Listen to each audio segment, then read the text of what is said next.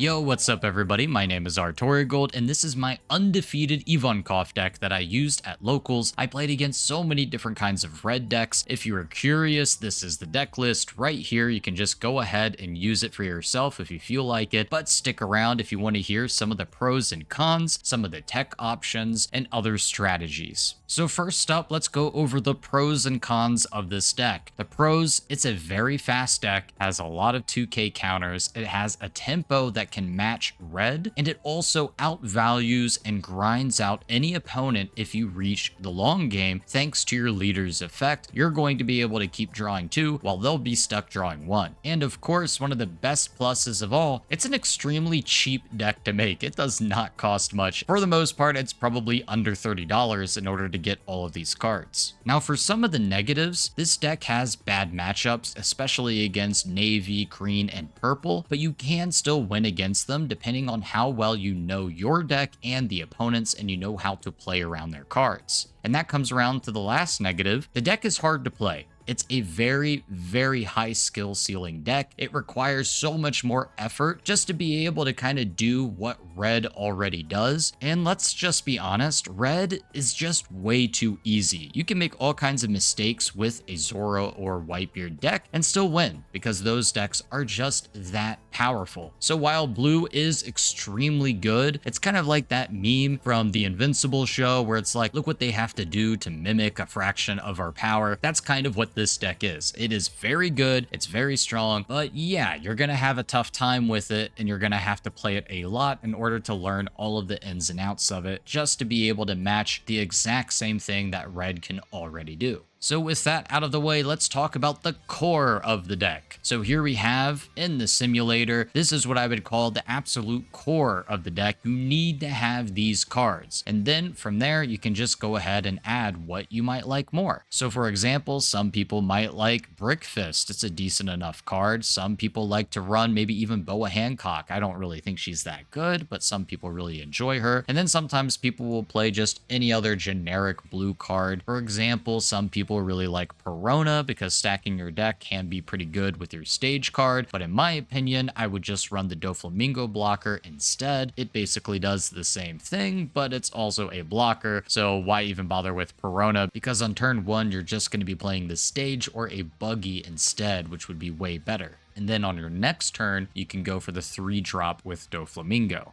Either way, you can play this deck however you like. I've tried a couple of different variants. I've even tried it with just maximum 2k counters by adding in Mr. 2, who is also another 2k counter. But personally, I really found this version of the deck to work best for me. I liked Gum Gum Rain a lot. It came in pretty clutch, especially when the enemy would have a 9-drop Whitebeard on the Zoro, and then he would attack for 7. Then I could drop a Gum Gum Rain, go up to 8k, and not worry about that hit entirely. I also really like one copy of Deathwink. There is a old card game philosophy that goes, whenever you get a card in your hand, the very first copy of that card is going to be the strongest. Getting a second copy of that card is going to be just weaker. For example, let's say you get a Deathwink in your hand. That first copy of Deathwink is going to be really powerful because you can use it at that last card and draw 2. Now, if you were to draw a second Deathwink, now you have 2 in your hand. Now all of a sudden, it's a weaker version of itself. You're not going to be able to play both of them, and if you do, you're not going to get the full value out of it, which is why I like it only at 1 copy. The same can really go for cards like the 7-drop Doflamingo and for the 9-drop Mihawk. However, this deck does offer you a few ways to discard cards with your stage as well as your Monkey D. Luffy, so you can kind of get rid of it a little bit if you don't need it. You can also discard it with Rain. So yeah, there is a little bit of a workaround with those cards. So let's go ahead and talk about the strategies. Generally, when you play against red, you want to go first. You are going to play for tempo and to just try and clear their board as much as you can, and then go for game as soon as they are out of resources. Use your 2k counters often and early. You can always draw more 2k counters later in the game. Try to protect your life as often as possible. There is no problem getting rid of counter cards, especially since with your leader effect, you can draw them back, and also with your 7-drop, you can draw back up to 3 cards as well.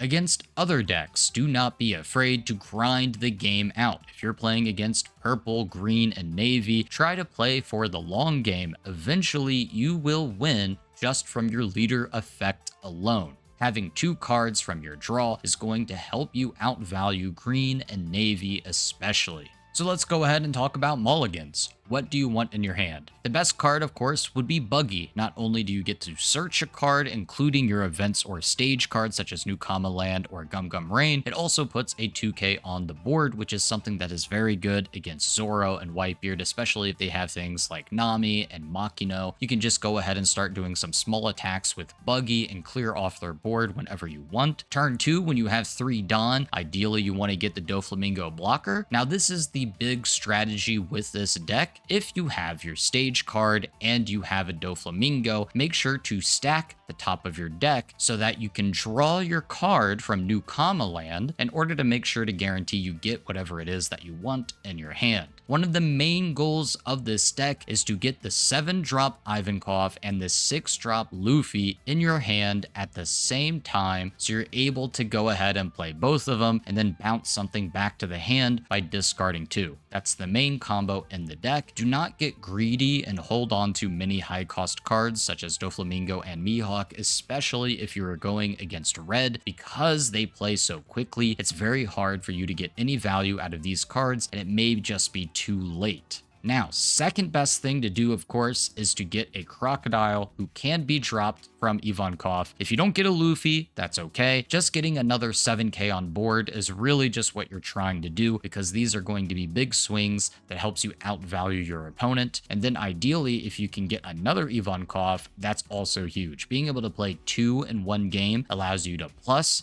go positive, put 2 things on board and spam it, and just hold your presence and use 2k counters to protect them every single turn with your leader effect. So again, let's go back to the curve. 1-drop Buggy, 3-drop Doflamingo. Then you have the 5 Crocodile, or another alternative, drop the stage and a 4-drop blocker, which you have a couple of. And then on turn 7, you're looking to HEE HAW in order to drop your main boss. And then after that, you'll be on 9. So if you get a Mihawk on curve, that will also be pretty good. And then from there, just drop those 2k counters and you're going to be set. Now let's talk about a couple of specific strategies, namely if you're going up against green. Green likes to use some cards like Okiku. She is a very strong card against you. Ivankov has a terrible time dealing with it, especially if you have a lot of blockers on board. So what I like to do when I'm going against green, especially Kinemon, is I try to grab Alvida, who can trash a card from the hand and then return a 3 cost to the owner's hand, meaning you can bounce the Okiku on curve all the time, make sure that she never gets to rest any of your cards, and that will help you out a lot. Even though you trash a card, it's not that big of a deal when you have Ivankov as your leader and you have the 7-drop in your hand. So one other very specific thing about the green matchup,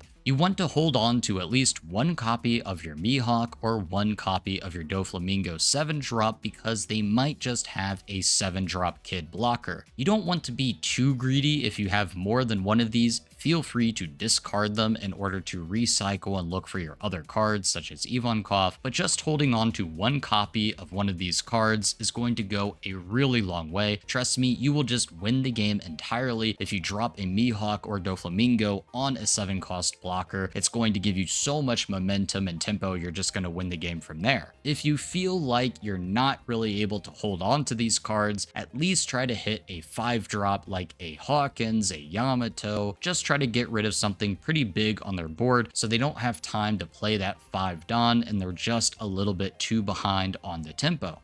Anyways, guys, that's it for this video. I just wanted to give a shout out to Ivankov, who really is an extremely tough deck to play, has a lot of depth and complexity to it, but that's why I love it. It is so much fun when you get those wins. If you play the deck properly, it has a lot of power to it. So go out there and build the deck. It is very cheap to make, so you don't have to worry about spending too much money. Go out there and HEE some haws. Have a good one.